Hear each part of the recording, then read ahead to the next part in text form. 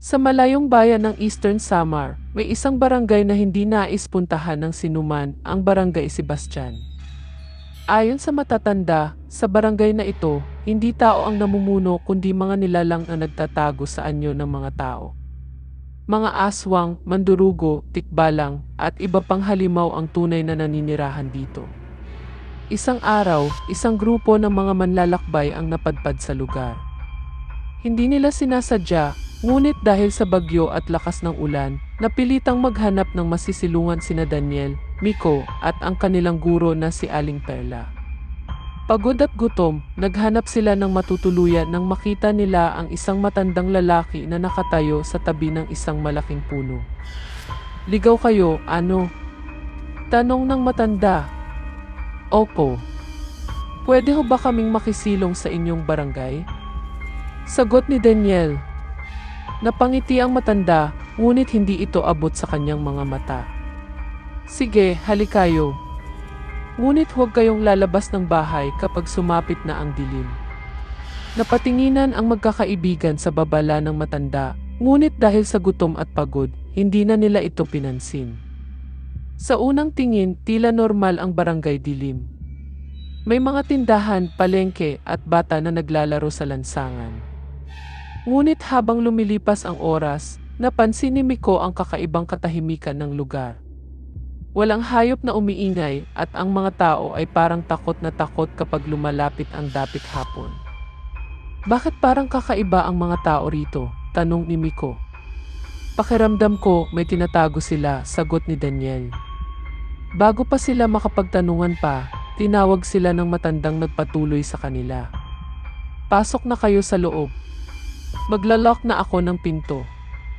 Nagtataka man, sinunod nila ito.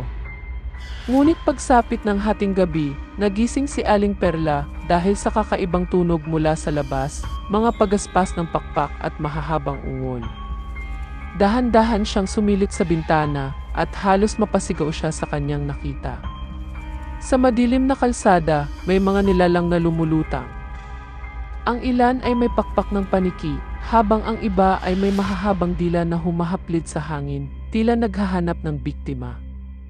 Ang mas nakakatakot, ang mga taong nakita nila kanina sa araw ay nag-iba ng anyo, ang kanilang mga mata ay nagliliwanag sa dilim, at ang kanilang mga katawan ay nagsimulang magbalat upang ipakita ang kanilang tunay na anyo. "Aswang!" bulong ni Aling Perla, takot na takot. Agad niyang ginising sina Daniel at Miko. "Kailangan nating umalis dito bago tayo maging pagkain nila." Nag-isip ng mabilis si Daniel. "Dapat tayong dumaan sa likod bahay. Baka may daan palabas." Dahan-dahan silang lumabas sa bintana, ngunit biglang may humawak sa paa ni Miko. Isang babae na may mahahabang kuko ang lumitaw mula sa dilim. "Saan kayo pupunta?" Hindi pa tapos ang handaan. Napasigaw si Miko, ngunit mabilis na binato ni Aling Perla ang babae ng isang bote ng bawang na nakuha niya sa bahay. Napaatras ang aswang at agad silang tumakbo palabas. Habang sila'y tumatakbo, lumitaw pa ang iba pang aswang, ngunit sa kabutihang palad, may nadaraanan silang sinaunang simbahan sa dulo ng barangay. Mabilis silang tumakbo papasok, at nang marating nila ang loob, hindi makalapit ang mga aswang.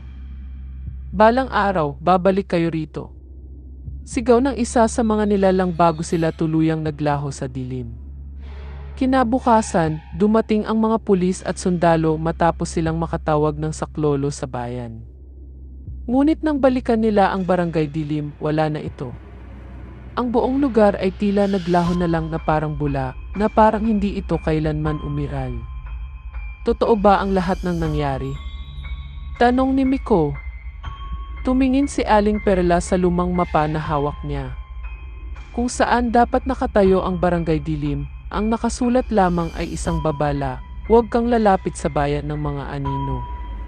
Kapag nakita mo na, wala nang balikan."